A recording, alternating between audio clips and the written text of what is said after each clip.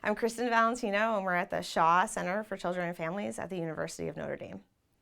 So my research focuses on early parent-child interactions and how that affects development, particularly the role of parenting in how kids develop. And I study the most extreme case of when parenting has gone awry, and I study child abuse and neglect.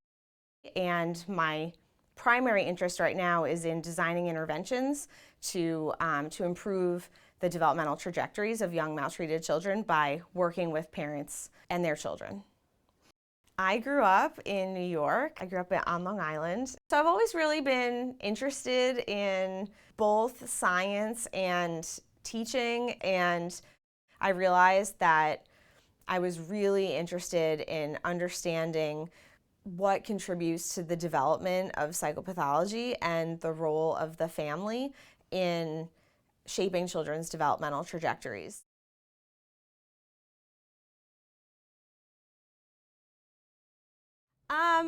I definitely think that there's a perception of science being more male-driven, and I'm not sure where along the pipeline that females get that idea or that impression. And for me personally, I found that this is a career that women can do just as well as men, and that you could still do great research and make strong contributions to science and be a woman and have a family. I'm about to have my third child this summer. Being a female hasn't had, I think, any negative consequence on my career. And I hope that other young women who are considering a career in science don't back away because of what they think might be a problem in the future. We collect a bunch of assessments basically of parenting and child functioning in cognitive, emotional, and physiological domains, which that's the part that's a little hard to explain to families sometimes, but we're interested in children and moms also stress physiology, and we obtain measurements of that by asking them to spit. So when we're stressed out, our HPA axis gets activated, and the end product of that in humans is a hormone called cortisol. So by looking at an individual's levels of cortisol throughout the day, we can understand a lot about how regulated their stress response system may be. Children who've experienced abuse and neglect often have alterations in their diurnal cortisol pattern, and one of the things we're interested in is, as a function of participating in this intervention, can we help normalize the children's stress physiology?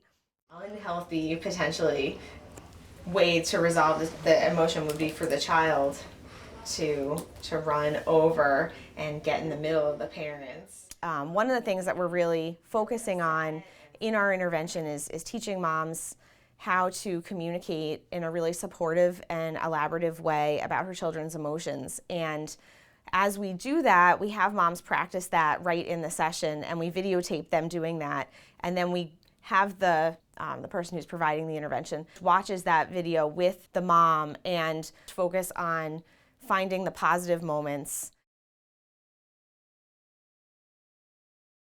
If we find out that the intervention is effective, understanding what are the specific components of the intervention or characteristics of the child or the parent that make the intervention most successful.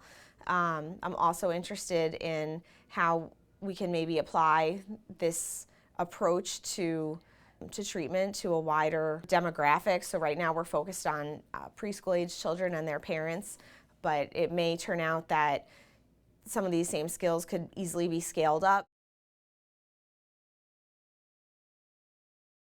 I think that anybody who has lots of ideas about how things work or how kids develop would find a career in lab science really interesting, particularly in clinical and developmental psychology, because you get to do a little bit of everything. You get to come up with ideas and then plan how you're going to execute those ideas. And in clinical psychology, the work that you do could easily be translated into services and programs that also can have a really direct positive benefit on children and families.